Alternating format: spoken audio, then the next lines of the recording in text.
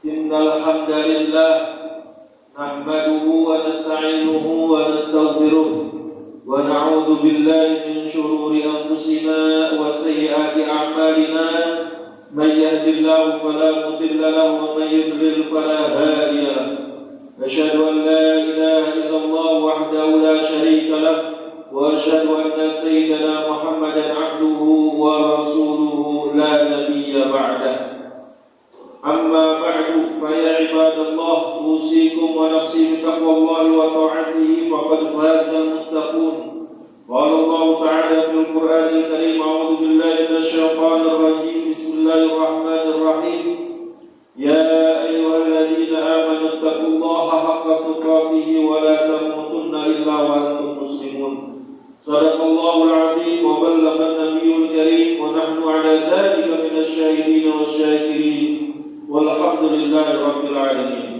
Ma'asyiral muslimin rahimakumullah. Pertama-tama marilah kita panjatkan puji syukur kehadirat Allah Subhanahu wa taala atas limpahan rahmat dan nikmat-Nya sehingga kita bisa hadir di masjid yang insyaallah penuh berkah ini untuk menunaikan ibadah salat Jumat berjamaah. Salawat dan salam selalu tercurah kepada baginda Nabi besar Muhammad sallallahu alaihi wasallam. Mudah-mudahan kita termasuk golongan umatnya yang mendapatkan syafaatnya kelak pada hari la yanfa'u malun wa la banun illa man atallaha biqalbin salim. Amin ya rabbal alamin. Khatib berwasiat untuk diri sendiri dan kepada jamaah yang dirahmati Allah agar selalu meningkatkan ketakwaan kepada Allah Subhanahu wa taala. Takut kepada Allah dimanapun kita berada dan janganlah kita mati kecuali dalam keadaan Islam. Mudah-mudahan Allah Subhanahu wa taala terus memberikan kita taufik dan hidayahnya sehingga kita istiqomah dalam ibadah, istiqomah dalam kebaikan sampai akhir hayat kita dan mudah-mudahan kita semuanya mati dalam keadaan husnul khatimah. Amin ya rabbal alamin. Ma'asyiral muslimin rahimakumullah. Ada hadis pertama di dalam kitab Sahih Muslim yang hadis ini sangat masyhur yang disebut dengan Ummus Sunnah atau induknya hadis-hadis Nabi Muhammad SAW. Karena seluruh hadis-hadis Nabi yang banyak itu terangkum dalam hadis ini dan hadis ini dikenal juga dengan nama hadis Jibril alaihissalam. Hadisnya adalah sebagai berikut. Pernah pada suatu ketika malaikat Jibril datang kepada Nabi Muhammad SAW dengan menjelma sebagai seorang manusia. Kemudian dia bertanya kepada Rasulullah SAW tentang Islam. Maka Rasulullah SAW menjawab dengan 5 rukun Islam. Al-Islam wa an tashhadu an la ilaha illallah wa anna Muhammadar Rasulullah wa tuqimas salat wa tutiyaz zakat wa tasuma Ramadan wa tahujjal baita in istata'ta ilaihi sabila. Islam itu adalah engkau bersaksi bahwa tidak ada Tuhan selain Allah dan bahwa Nabi Muhammad adalah utusan Allah. Kau mendirikan sholat, menunaikan zakat, puasa Ramadan dan pergi haji jika engkau mampu. Kemudian Jibril alaihissalam kembali bertanya kepada Rasulullah tentang iman. Maka Rasulullah SAW menjawab dengan 6 rukun iman. Iman itu adalah tu'mina billahi wa malaikatihi wa kutubihi wa rasulihi wa tu'mina bil qadari khairi wa syarri. Iman itu adalah kau beriman kepada Allah, malaikat-malaikatnya, kitab-kitabnya, rasul-rasulnya dan hari akhir, dan kau beriman kepada takdir yang baik maupun yang buruk.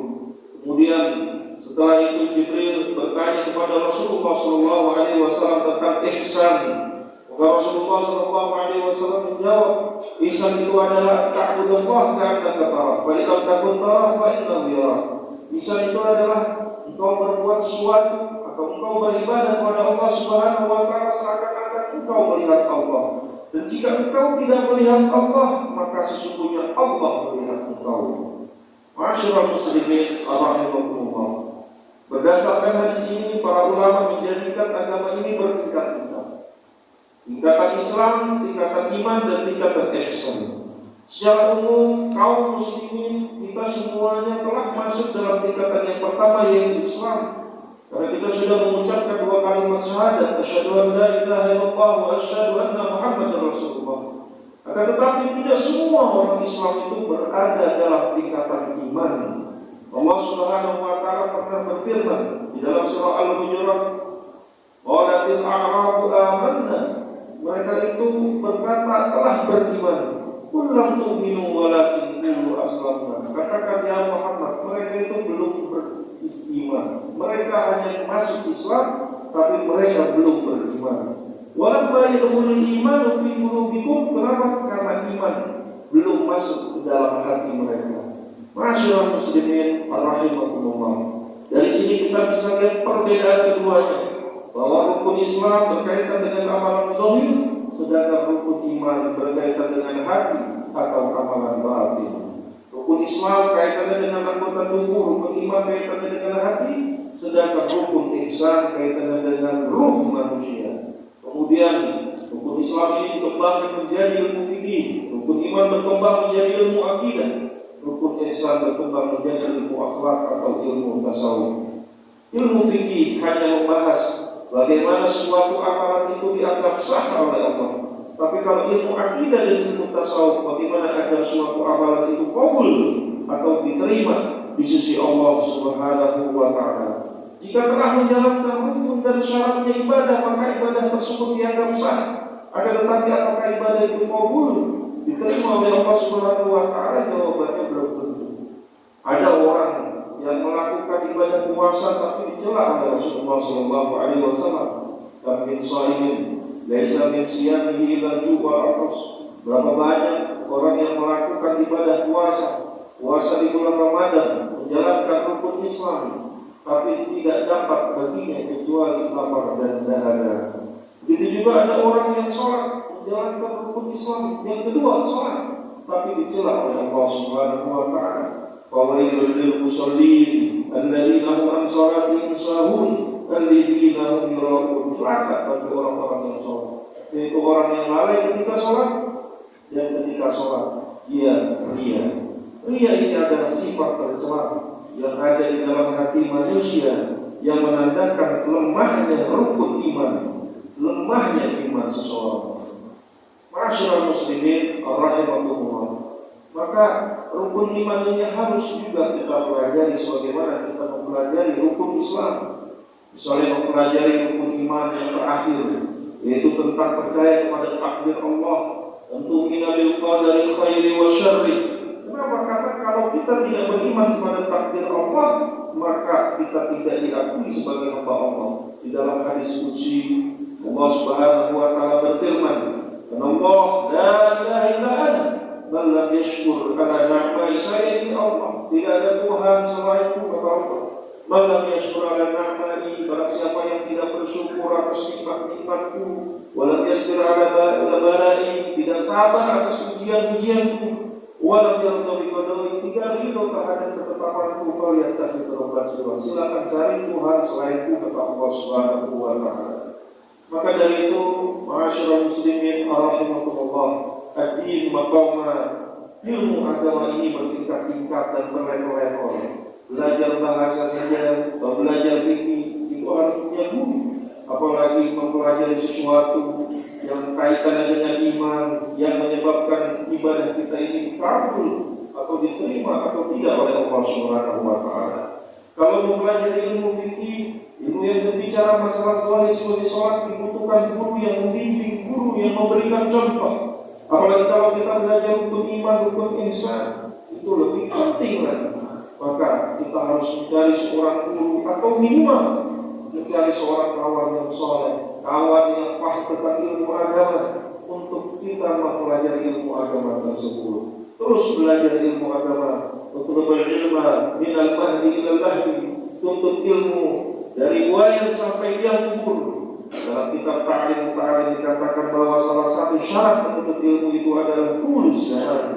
Butuh waktu yang panjang, butuh waktu yang lama sampai akhir hayat kita. Setelah kita belajar, setelah kita mendapatkan ilmu agama, terus minta kepada Allah taufik dan hidayahnya atas ilmu tersebut. Karena Rasulullah SAW bersabda, "Man izdada ilman wa lam yazdad huda, lam yazdad min Allah illa huda." Barang siapa yang bertambah ilmu agamanya, tetapi tidak bertambah hidayah dari Allah, maka bukan makin dekat dengan Allah, malah justru membuat dia jauh dari Allah Subhanahu wa Ta'ala. Semoga kita diberikan oleh Allah Subhanahu wa Ta'ala kemauan, kemudahan, kesempatan untuk terus menimba ilmu agama sampai akhir hayat kita. Setiap hari, setiap bulan, setiap bergantinya tahun selalu ada peningkatan dalam ilmu agama kita, sehingga meningkat Islam kita, meningkat iman kita, ihsan kita, sampai akhirnya bertemu dengan Allah Subhanahu wa Ta'ala di surga kelak. Amin ya Allah ya rabbal alamin. Barakallahu li wa lakum fil Qur'anil karim wa nafa'ani wa iyyakum bima fihi min al-ayati wa dzikril hakim wa taqabbal minni wa minkum tilawatahu innahu was-sami'ul 'alim. Aqulu qawli hadza wa astaghfirullahal 'azim li wa lakum wa lisa'iril muslimina min kulli dhanbin fastaghfiruhu innahu huwal ghafurur rahim.